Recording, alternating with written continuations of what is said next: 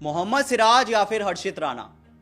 अगर Jasprit Bumrah champions trophy के लिए फिट नहीं हो पाते हैं तो टीम इंडिया का बैकअप पेसर कौन बन सकता है?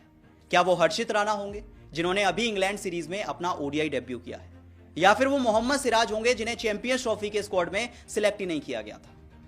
अब देखिए, हर्षित राणा होते हैं, मोहम्मद सिराज होते हैं, जो भी होते हैं, बहुत जल्दी होना पड़ेगा क्योंकि 24 घंटे की डेडलाइन बची है। आईसीसी ने सारी टीम्स को 12 फरवरी की डेडलाइन दी थी अपना चैंपियंस ट्रॉफी का स्क्वाड फाइनल करने के लिए। तो अगर जसप्रीत बुमराह फिट हैं तो बहुत अच्छी बात है, अगर रिप्लेसमेंट चाहिए तो अगले 24 घंटे में चाहिए।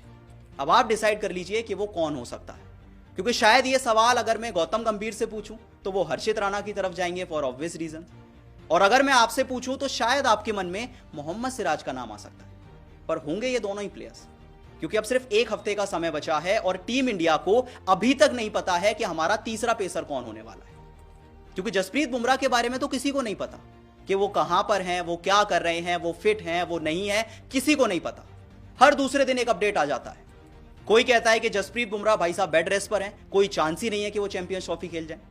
कोई कहता है कि जसप्रीत बुमराह ने प्रैक्टिस शुरू कर दी है, वो पक्की बात चैंपियंस ट्रॉफी के लिए पूरी तरह से फिट हो जाएंगे।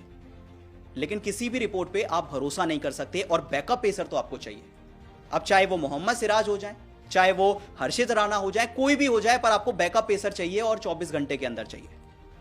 क्योंकि बड़ी इंटरेस्टिंग सी कहानी है। ऐसा लगता है कि इंडियन टीम ने कुछ सोचा ही नहीं है, बस भगवान भरोसे चैंपियंस ट्रॉफी खेलने जा रहे हैं। वरना आप सोचिए, चैंपियंस ट्रॉफी के स्क्वाड में आपने 2 पेसर्स को चूज किया, एक मोहम्मद शमी थे, दूसरे अर्शदीप सिंह थे। अब उम्मीद थी कि यही दोनों पेसर्स इंग्लैंड सीरीज भी खेलेंगे, पर ऐसा कुछ भी नहीं होता है। मोहम्मद शमी तो खेलते हैं, पर हर्षित राणा का डेब्यू हो जाता है।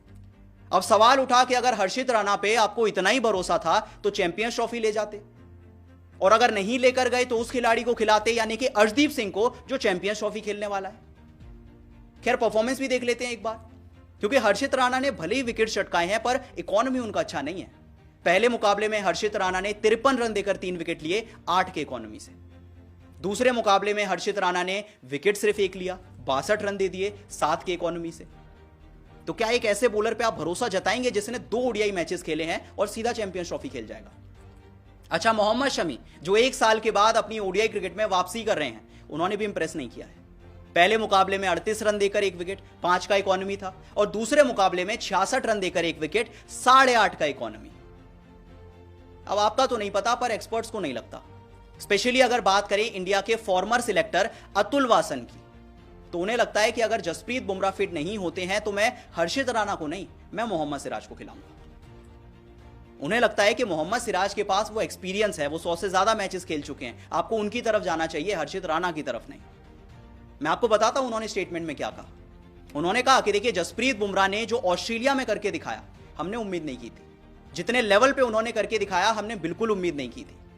तो अगर बुमराह नहीं है और शमी है, फिर तो ठीक है, कि मतलब थोड़ा सा सेफ है कि कम से कम एक एक्सपीरियंस बॉलर है। और अगर बुमराह भी फिट हो जाते हैं तो बहुत ही अच्छी बात है कि भाई साहब लॉटरी मिल गई, दोनों बॉलर्स फिट हैं, फिर तो हम टूर्नामेंट भी जीत सकते हैं। पर अगर कहीं जसप्रीत बुमराह फिट नहीं है तो दोस्त आप फंस जाएंगे। फिर आप फंस जाएंगे कि इतने बड़े टूर्नामेंट में आप एक ऐसे पेसर को ले जाएंगे जिसके पास एक्सपीरियंस ही नहीं है। ना अर्शदीप के पास एक्सपीरियंस है, ना हर्षित राणा के पास एक्सपीरियंस है। तो वो कहते हैं कि अगर जसप्रीत बुमराह फिट नहीं होते हैं तो 2 प्लेयर्स का सवाल है, क्या सिराज जाएंगे या हर्षित राणा जाएंगे? मैं तो देखिए सिराज को ले जाऊंगा। मैं एक ऐसे प्लेयर को ले जाऊंगा जो कि प्रूवन प्लेयर है, जो कि 100 से ज्यादा मैचेस खेल चुका है। मैं नहीं ले जाऊंगा हर्षित राणा को, चाहे वो कितना भी अच्छा खेल ले। इंस्टेड ऑफ फॉर्म की तरफ मैं जाऊं, मैं एक्सपीरियंस की तरफ जाऊंगा, मैं एक ऐसे प्लेयर की तरफ जाऊंगा जो कि 100 मैचेस खेल चुका है।